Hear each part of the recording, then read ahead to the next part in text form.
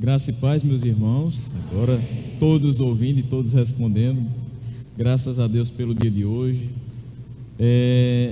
Aconteceu uma Jesuscidência nessa manhã, porque eu não acredito em coincidência, né? Mas a irmã Márcia, eu acho que está na mesma sintonia que eu, apesar de não saber que seria eu ministrando nessa manhã. Eu vou pedir que vocês abram a Bíblia em 2 Pedro 3. Então, no mesmo capítulo da devocional, nós iremos meditar nessa manhã. Quando isso acontece, quando eu vou pregar e alguém lê a devocional num texto parecido, ou com a mesma temática, até o mesmo capítulo, eu fico vibrando por dentro. Isso é ótimo, que a gente já vai sendo encaminhado para o mesmo pensamento. E de fato hoje começa uma saga de pelo menos 4 sermões para que a gente encerre essa série em 2 Pedro, e que eu dividi em 4 sermões para que a gente seja mais didático e seja também mais calmo. Eu nunca tenho a pretensão de esgotar, porque não vou, mas para que a gente vá calmamente num assunto que é muito complexo, que é o dia do Senhor, a volta de Cristo. Mas a gente não vai pular porque é complexo, a gente vai analisar calmamente, que Deus fale ao nosso coração nessa manhã e em todos os outros momentos. Hoje nós vamos observar apenas os 4 primeiros versículos, 2 Pedro 3. Então, vamos à leitura. Amados, esta é a segunda carta que lhes escrevo. Em ambas quero despertar com estas lembranças a sua mente sincera, para que vocês se recordem das palavras proferidas no passado pelos santos profetas e do mandamento de nosso Senhor e Salvador que os apóstolos de vocês lhes ensinaram. Antes de tudo, saibam que nos últimos dias surgirão escarnecedores, zombando e seguindo suas próprias paixões. Eles dirão: o que houve com a promessa da sua vinda? Desde que os antepassados morreram, tudo continua como desde o princípio da criação. Oremos. Senhor nosso Deus, nós te agradecemos pela oportunidade que vamos ter nesta manhã de ser relembrados, recordados do que a tua palavra nos fala, e que saiamos daqui fortalecidos na nossa fé e na nossa esperança da vinda de Cristo. Assim nós te oramos no nome de Jesus. Amém. Bom, meus irmãos, depois de trazer palavras duras no último sermão, do versículo 20 ao 22 do capítulo 2, contra os falsos mestres e os seus seguidores, Pedro agora prossegue com alertas nessa segunda carta, já no seu terço final. O apóstolo aponta que essa carta não foi escrita em vão. Se houve a necessidade de uma segunda, é porque a primeira tinha sido insuficiente. De vez em quando é necessário que o crente seja instigado com relação às verdades do Evangelho.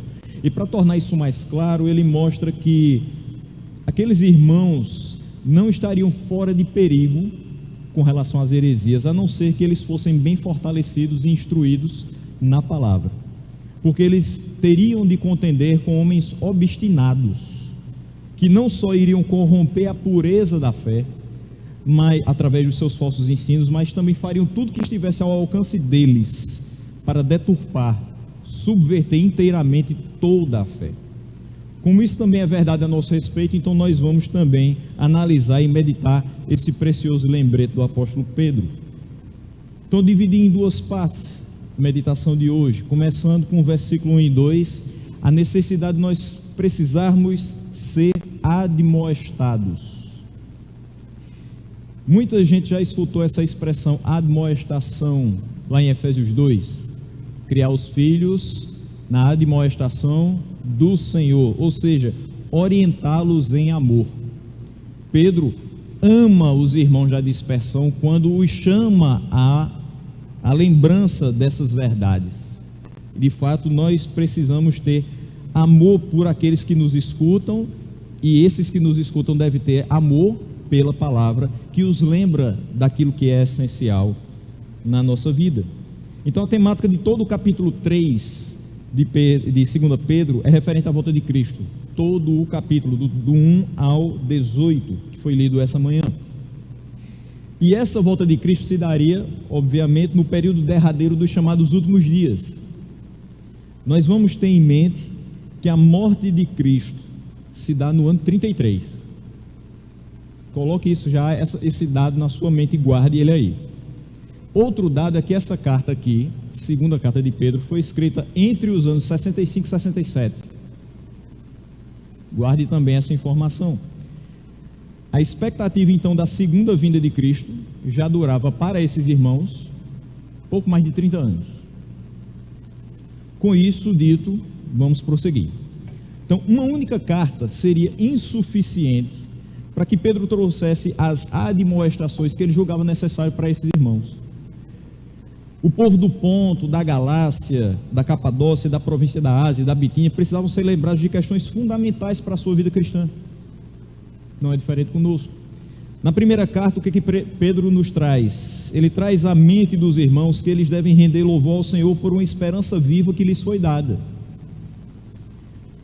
a fim de que a graça do Senhor não fosse desvalorizada. Ele os exorta a viver em santidade. Vocês receberam essa esperança viva, isso é fruto da graça do Senhor, mas vocês precisam viver em santidade para que essa graça não seja jogada fora. E ele explica de forma muito didática que, graciosamente, Deus havia escolhido aqueles irmãos para serem seu povo de propriedade exclusiva, chamados para proclamar a sua grandeza. Ele estabeleceu também na primeira carta deveres sociais e conjugais daqueles irmãos e apontou para eles que o caminho a ser trilhado por um crente aqui na terra é doloroso, apesar de glorioso, e que eles deveriam sofrer em prol do estabelecimento do bem pelo simples fato de serem cristãos, vivendo para a glória de Deus. E ele finaliza a primeira carta apelando para o senso de urgência e responsabilidade que deve existir no coração dos ministros do Evangelho.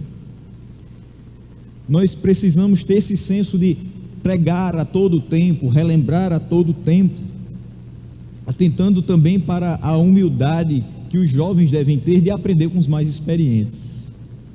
Foram muitos os assuntos, mas eu considero que Pedro sabia que havia algo mais a dizer.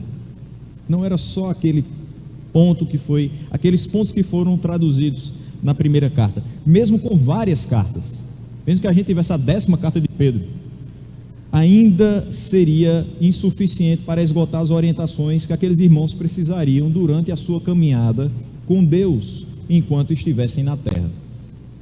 Por isso, então, Pedro trata na sua segunda carta, inicialmente, a certeza da sua vocação e da eleição daqueles irmãos. É interessante que tudo que nós precisamos relembrar aos irmãos é porque em algum momento há uma certa dúvida. Será mesmo que eu estou salvo?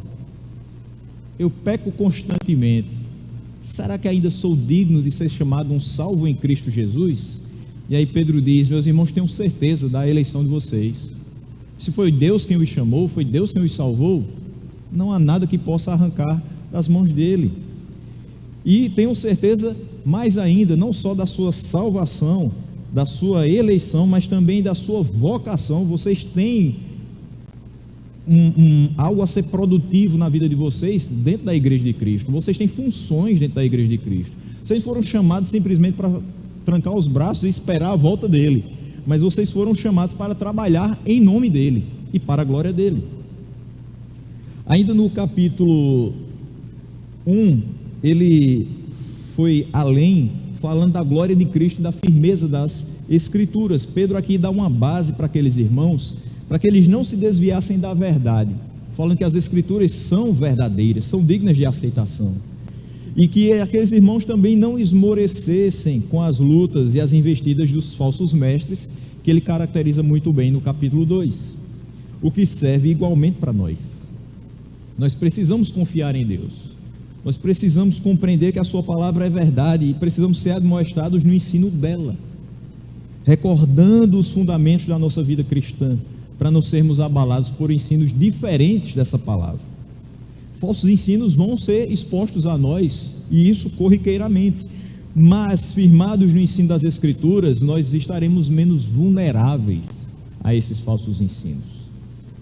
O versículo 1 nos diz: amados, esta é agora a segunda carta que lhes escrevo. Em ambas quero despertar com estas lembranças a sua mente sincera. Em outras versões, a sua mente esclarecida. Em ambas as cartas, o objetivo de Pedro foi despertar com lembranças a mente esclarecida daqueles irmãos. Com isso, o que ele está querendo dizer? Que os irmãos já tinham sido despertados para a verdade do Evangelho, que a sua mente já havia sido purificada pela palavra, para agora sim viver de acordo com ela. Ou seja, a inclinação principal da mente de uma pessoa, de um ser humano, é para o mal. A partir do momento que ela é atraída pela palavra do Evangelho, ela se dobra diante do senhorio do Senhor Jesus, a sua mente agora deve ser inclinada a fazer a sua vontade. Então aqueles irmãos já tinham sido despertados para a obediência ao Senhor. Então ele trata de despertar com lembranças a mente já despertada anteriormente, já esclarecida daqueles irmãos, para que eles recordassem de palavras que já haviam sido direcionadas a eles no passado. Meus irmãos, tudo que nós fazemos aqui, que continuaremos a fazer terça após terça, domingo após domingo, é exatamente isso: despertar a mente de vocês para verdades já direcionadas em outros momentos, já pregadas a vocês. É um trabalho contínuo de despertamento para que vocês se lembrem de cada preceito, de cada mandamento, de cada orientação que já foi explanada para a sua edificação. E esse é um trabalho contínuo porque os perigos se mostram igualmente contínuos. Não há ninguém que esteja tão firme que não precise ser lembrado de antigas verdades. Não há ninguém que saiba tanto que não precise sentar para ouvir e aprender mais de Deus. Até porque a sua palavra é fonte inesgotável de sabedoria, de conforto, de crescimento para as nossas vidas.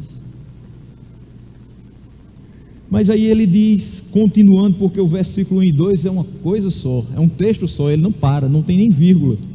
E ele diz o seguinte: amados, esta agora é a segunda carta que lhes escrevo, em ambas quero despertar com estas lembranças a sua mente sincera, para que vocês se recordem de quê? Versículo 2: das palavras proferidas do passado pelos santos profetas e do mandamento de nosso Senhor e Salvador que os apóstolos de vocês lhes ensinaram. Já que aqui o ponto fundamental é a volta de Cristo, meus irmãos, nós devemos sempre recordar a palavra de Deus para aguardar confiantes esse momento. Não pode sair da nossa mente que Cristo irá voltar. Porque a viva esperança que Pedro fala lá na primeira carta é justamente isso: a esperança de que Cristo voltará para buscar a sua igreja. E isso é refletido em vários outros textos, como por exemplo do apóstolo João, que ele diz que Cristo mesmo, ele relata Cristo mesmo falando: todos aqueles que o Pai me deu, nenhum deles eu haverei de perder. Nenhum daqueles que vier até a mim eu os lançarei fora, pelo contrário, eu os ressuscitarei no último dia. É isso aqui que Pedro está relembrando aqueles irmãos. Então, no passado, os santos profetas proferiram palavras a respeito desse acontecimento futuro, e tudo isso era verdadeiro. Não só isso, o próprio Cristo afirmou que voltaria por diversas vezes, e esse ensino foi proposto pelos seus apóstolos. Temos o suficiente nos escritos dos profetas e nos evangelhos para nos manter despertos, contanto que sejamos diligentes no estudo da palavra. Nós não estaremos despertos para essa realidade se abandonarmos o estudo da palavra. Daí a necessidade de termos sempre exposto à nossa vista a palavra do Senhor, meditarmos nela dia e noite, para não sermos pegos de surpresa pelos falsos ensinos. Minha pergunta, acho que é retórica nessa manhã, mas fica para a sua reflexão: você crê que a Bíblia é inspirada? Você crê que a Bíblia é infalível? Você crê que quanto à sua escrita original a Bíblia é inerrante? Se é assim, a gente pode continuar. Vejamos então o que disseram os profetas, Cristo e os apóstolos sobre a segunda vinda do Filho do Homem. Dois textos do Antigo Testamento que nos falam sobre isso. Quando Pedro aqui fala, para que vocês se recordem das palavras proferidas no passado pelos santos profetas, ele está se referindo a questões do Antigo Testamento. Salmo 96, versículo 13, nos diz o seguinte: cantem diante do Senhor, porque Ele vem. Já começou falando da vinda. E ele diz: vem julgar a terra. O que ele vai fazer na sua vinda? Julgar. Ele não só vem buscar a sua igreja. O fato de buscar a sua igreja implica a separação de quem não é sua igreja e de quem é sua igreja. Ou seja, o julgamento. E ele julgará o mundo com justiça e os povos com a sua fidelidade ou com equidade, em outras versões. Isaías 13, 9 e 10 nos diz o seguinte: vejam, o dia do Senhor está perto. Fato, e é simples a palavra, está perto. Qualquer criança vai saber, entender que se o dia do Senhor está perto, é que falta pouco, está próximo. Mas é um dia cruel, dia de ira, de grande furor, para devastar a terra e destruir os seus pecadores.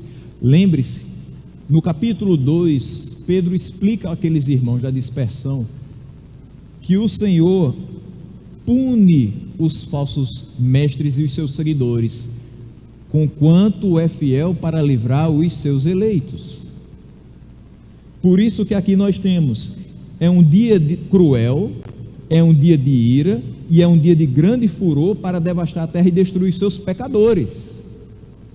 Mas é um dia de felicidade, um dia de glória, e um dia de celebração para aqueles que serão libertos da morte eterna. As estrelas do céu e as suas constelações não mostrarão a sua luz.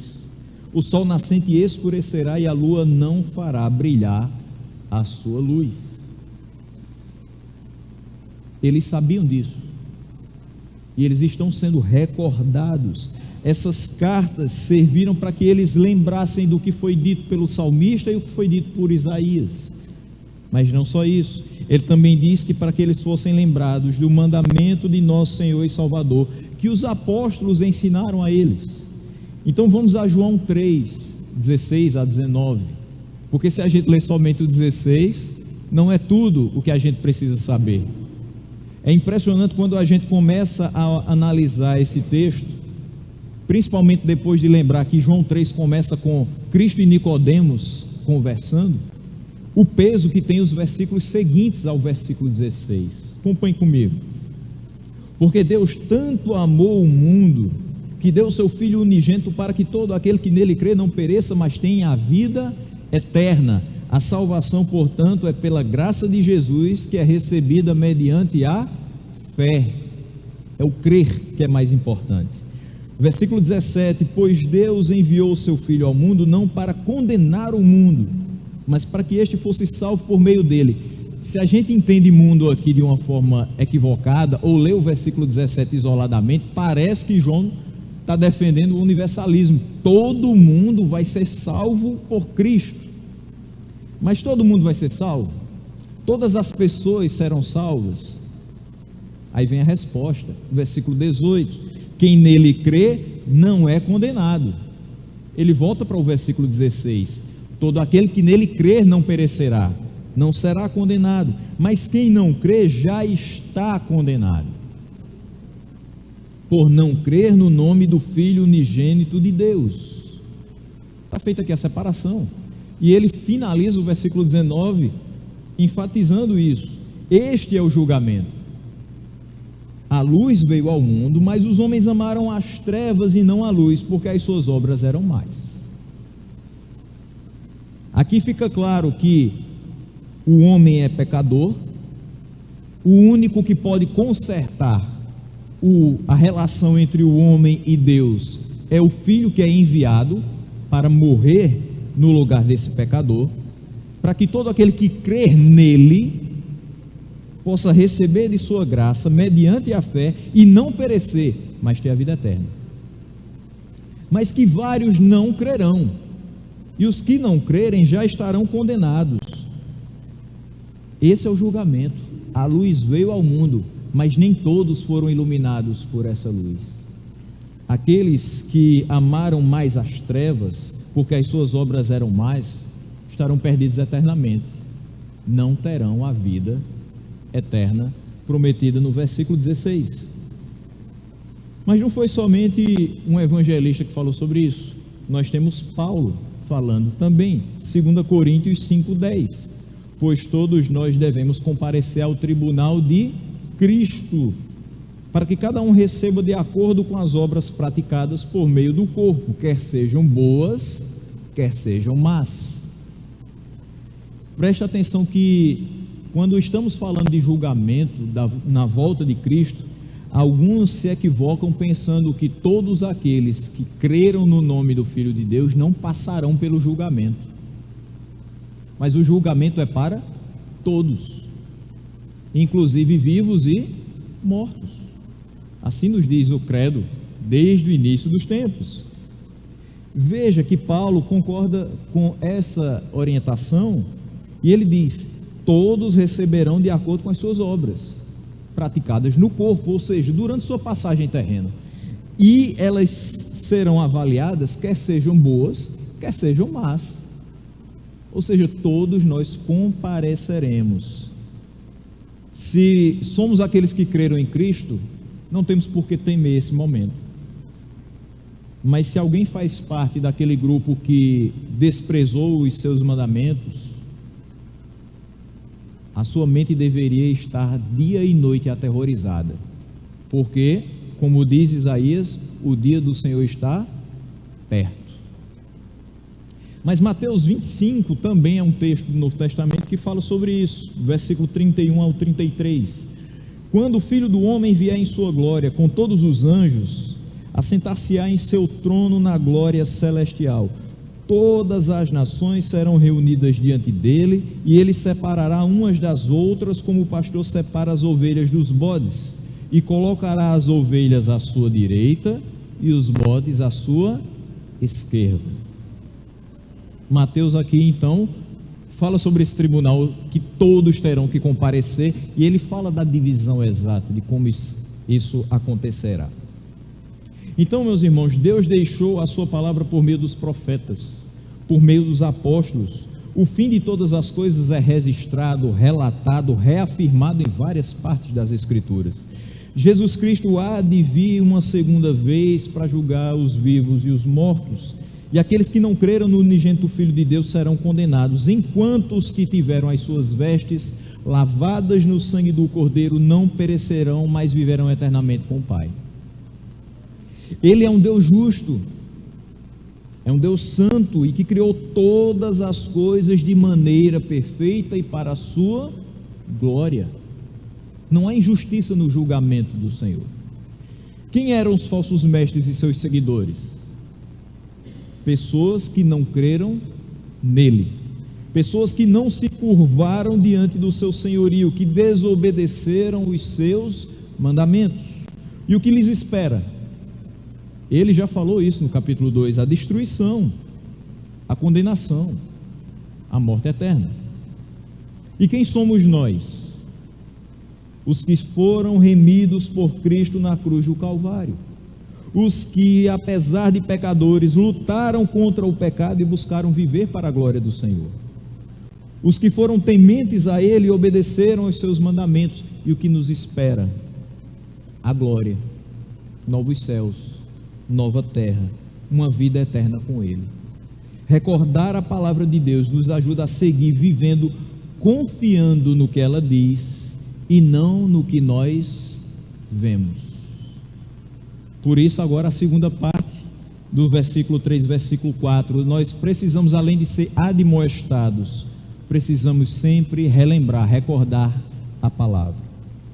Ele diz: antes de tudo, saibam que nos últimos dias surgirão escarnecedores, zombando e seguindo as suas próprias paixões.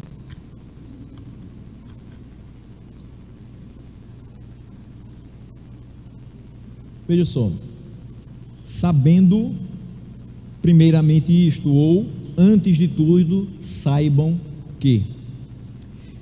Aqui Pedro chama a atenção dos fiéis, outra vez, para uma doutrina que ele apenas tocou no segundo capítulo. A gente fez aqui um resumo, rapidamente, do que ele trata na primeira carta e trata na segunda carta até esse ponto. Ele só tinha falado no segundo capítulo da segunda carta, a respeito de falsos mestres.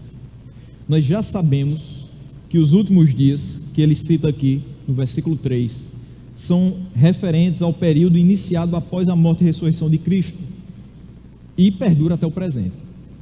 Nós estamos vivendo os últimos dias. Em nosso tempo, assim como no de Pedro, estão surgindo escarnecedores, zombando e seguindo as suas próprias paixões. A gente já tem falado muito sobre isso aqui, e eu não canso de comentar internamente na minha casa a respeito disso. Pastor Rony, um dia de terça-feira, quando nosso irmão Leandro, lá do Monte Castelo, pregava, ao final do culto ele chamou a atenção justamente para essa realidade, que Deus tem há pelo menos 50, 60 dias falado com a igreja do Mestre acerca de falsos ensinos. E isso não é aleatório.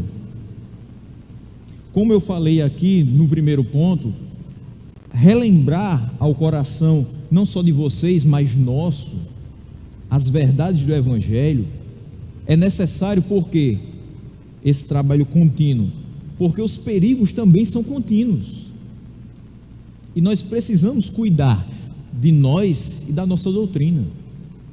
O que Paulo fala a Timóteo não é simplesmente porque Timóteo era um ministro do Evangelho, era porque Timóteo era tão vulnerável quanto os seus ouvintes, e se ele não cuidasse de si e da sua doutrina, o que ele teria de passar para os outros?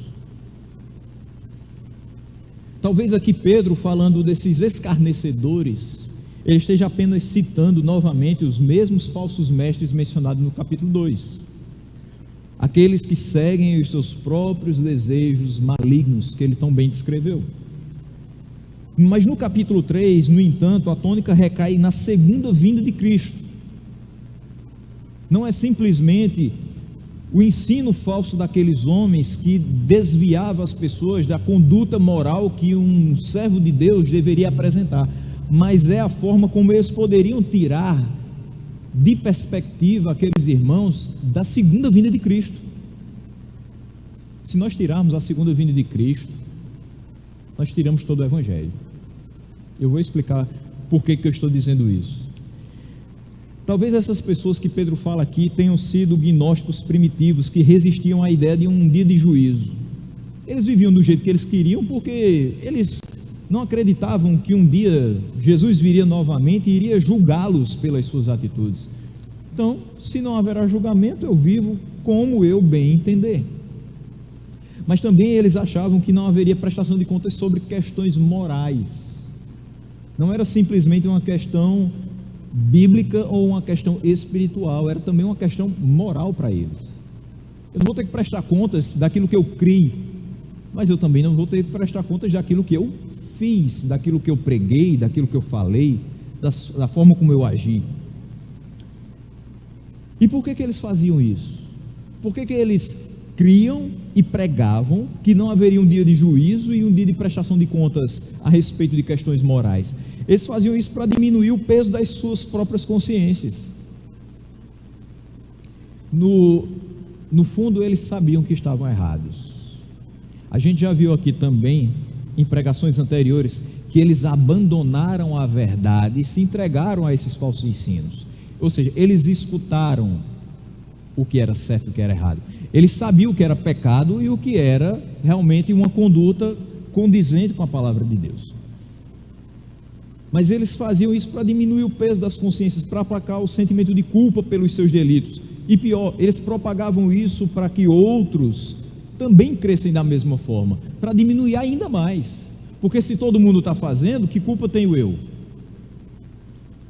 Qualquer semelhança com o que estamos vivendo não é mera coincidência. Aí vem o versículo 4, onde a gente vai escutar o que esses falsos mestres estavam dizendo, zombando e escarnecendo com relação àqueles irmãos. Eles dirão: o que houve com a promessa da sua vinda? Desde que os antepassados morreram, tudo continua como desde o princípio da criação. Calvino comenta esse versículo dizendo o seguinte: tornava-se um perigoso escárnio quando insinuavam uma dúvida no tocante à última ressurreição. Pois quando isso é removido, quando a segunda vinda de Cristo é removida, já não existe evangelho. O poder de Cristo é reduzido a nada, toda a religião se desfaz. Então Satanás aponta diretamente para a garganta da igreja quando destrói a fé na vinda de Cristo. Pois porque Cristo morreu e ressuscitou, senão para que em algum tempo ele congregasse para si os redimidos da morte e para dar-lhes a vida eterna. Toda a religião é totalmente subvertida, a não ser que a fé na ressurreição permaneça sólida e inamovível. Por que você vem à igreja? Se não é porque tem uma esperança de que Cristo voltará? Por que você se mantém separado das coisas do mundo? Se não é por saber que haverá um dia de juízo e prestação de contas? Faz o que o teu coração pedir. Vive a tua mocidade, mas saiba que de todas as coisas Deus te pedirá contas. Nós sabemos disso. Mas se for retirado que Cristo voltará, se Cristo não morreu e não ressuscitou, é vã a nossa fé. É inútil. É inútil estarmos aqui lutando contra o pecado. Por isso que Calvino diz: toda a religião, todo o pensamento cristão é subvertido totalmente, a não ser que a fé na ressurreição permaneça sólido, inamovível. Vamos ver como esses escarnecedores plantavam dúvida nos irmãos e como nós devemos agir caso isso também nos aconteça. Aí a gente vai ter que voltar para o texto de Mateus 24. Você pode abrir agora, marcando aí 2 Pedro 3, mas Mateus 24, do 36 ao 51. Porque tem coisas nessa fala de Jesus, nesse texto de Mateus 24, que aconteceriam em poucos anos, depois da fala dele. Mas também há coisas que são citadas que só acontecerão na consumação dos tempos. Em poucos anos, referente a esse texto de Mateus 24, nós podemos perceber a destruição do templo, a destruição de Jerusalém. Mas fica para anos bem mais distantes a vinda triunfante de Cristo. Mas os discípulos, observando tudo que Jesus falou nesse momento do versículo 36 ao 51, eles ficaram com uma frase na mente, que foi dita um pouco antes, no versículo 34: eu lhes asseguro que não passará esta geração até que todas estas coisas aconteçam. Isso deixou, certamente, no coração daqueles discípulos, a certeza de que eles não morreriam sem ver a volta de Cristo. E aí a gente vem para o versículo 35, que é sempre citado novamente: passarão os céus e a terra, mas as minhas palavras não passarão. Mas veja em que contexto ele diz isso. Ele está dizendo que ele voltará.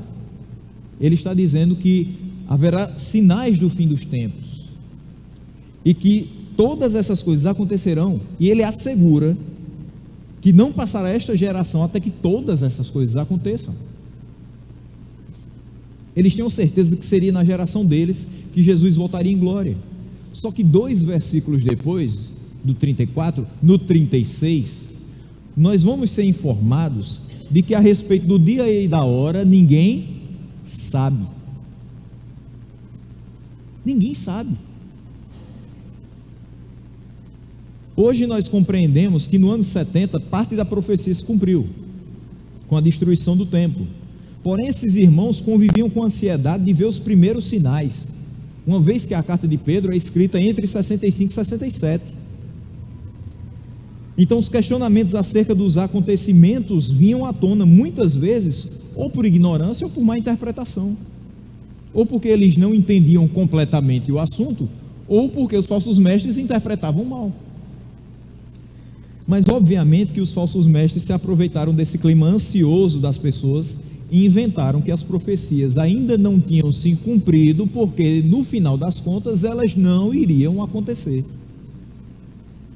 Olha, sabe por que Jesus não voltou? Porque não vai voltar mais.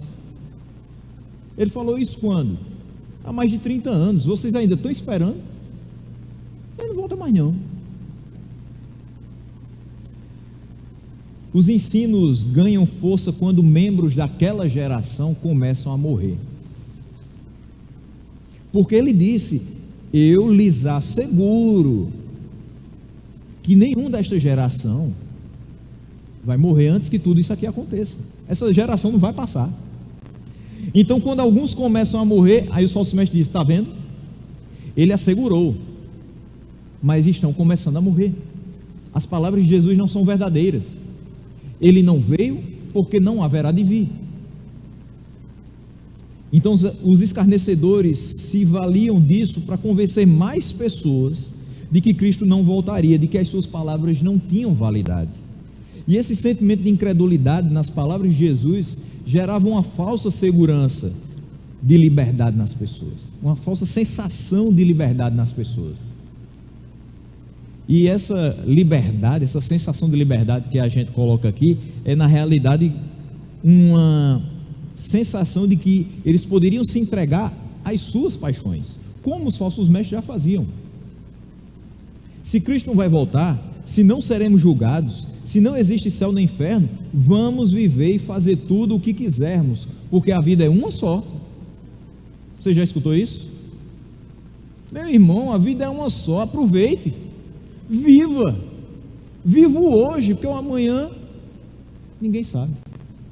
Ou como diria uma canção muito antiga, o amanhã é mistério. Até hoje nós convivemos com muitos que pensam assim e acham que se Cristo não voltou até agora, é porque ele não volta mais. Aquela geração esperava pela volta de Cristo por alguns anos, 32, 34 anos. Nós estamos a quase 2000 anos de distância da ressurreição de Cristo. Há quase 2000 anos nós vivemos os últimos dias.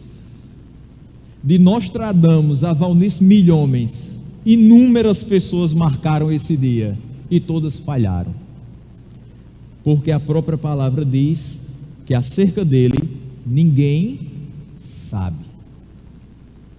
Contudo, o fato de não sabermos sobre ele não invalida a realidade de que Cristo voltará. E nós precisamos confiar nisso, porque ele nunca falhou, seja nas suas palavras, seja nas suas atitudes. Como então não se deixar levar pelas palavras dos escarnecedores? Vamos ao primeiro texto, Salmo 1, versículos 1 e 2.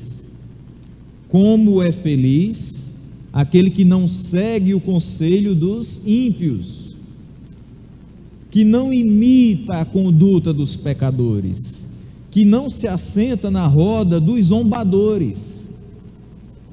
Ao contrário, a sua satisfação está na lei do Senhor, e nessa lei medita dia e noite. Ou seja, meus irmãos, nós precisamos voltar às Escrituras, para que não vivamos como quem não anseia pela volta de Cristo. Que não aconteça conosco, como diz Mateus 24, versículo 37 até o 39, que nós estamos com ele aí aberto. Como foi nos dias de Noé, assim também será na vinda do Filho do Homem. Pois nos dias anteriores ao dilúvio, o povo vivia comendo e bebendo, casando-se e dando-se em casamento, até o dia que Noé entrou na arca. E eles nada perceberam.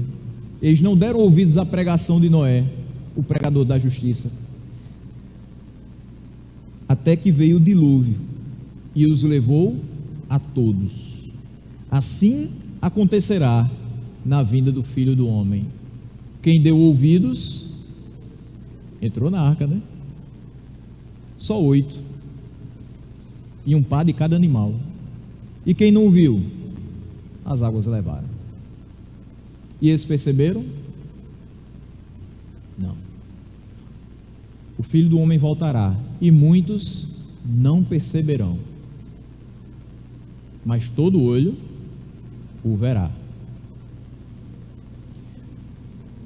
A nossa atitude deve ser a do versículo 42 de Mateus 24.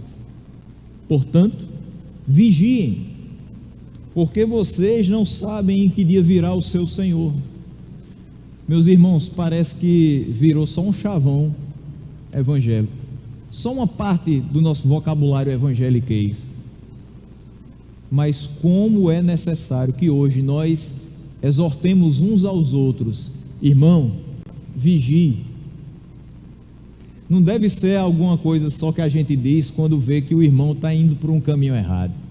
É algo que nós devemos fazer todos os dias: vigiar e orar, porque nós não sabemos o dia em que ele virá, apenas que ele virá. Para aquele que preferir não dar crédito às palavras divinas e acha que não haverá juízo final, olha só o que vai dizer o texto de Mateus 24, dos versículos 45 ao 51.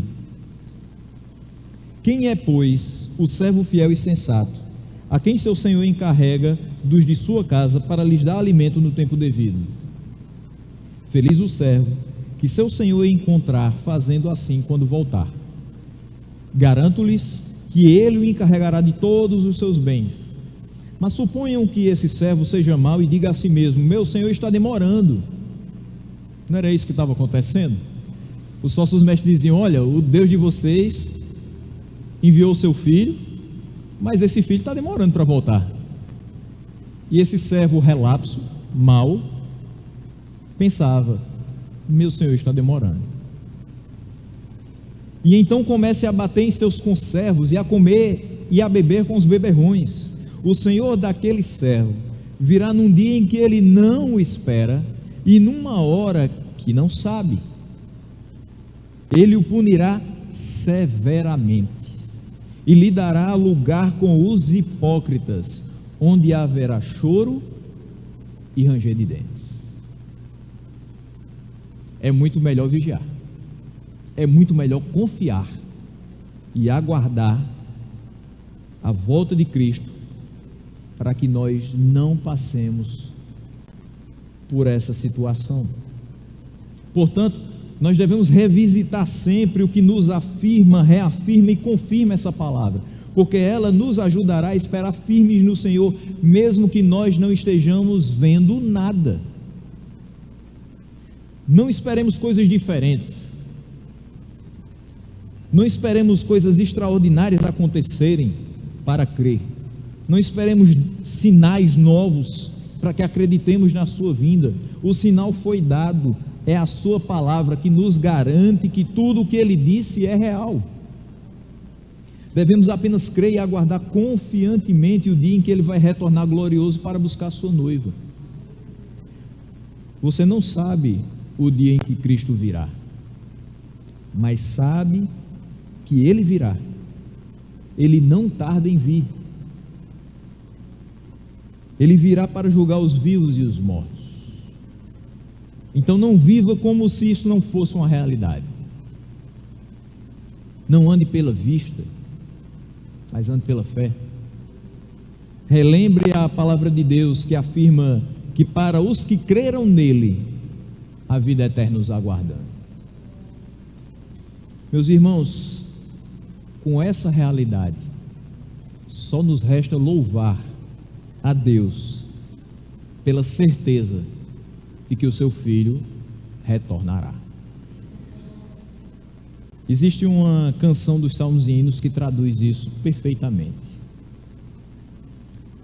e ela tem por título Não Tardará.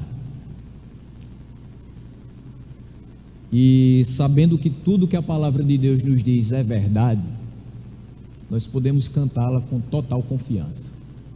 E ela diz o seguinte: Cristo muito breve do céu virá, pois prometeu e jamais faltará.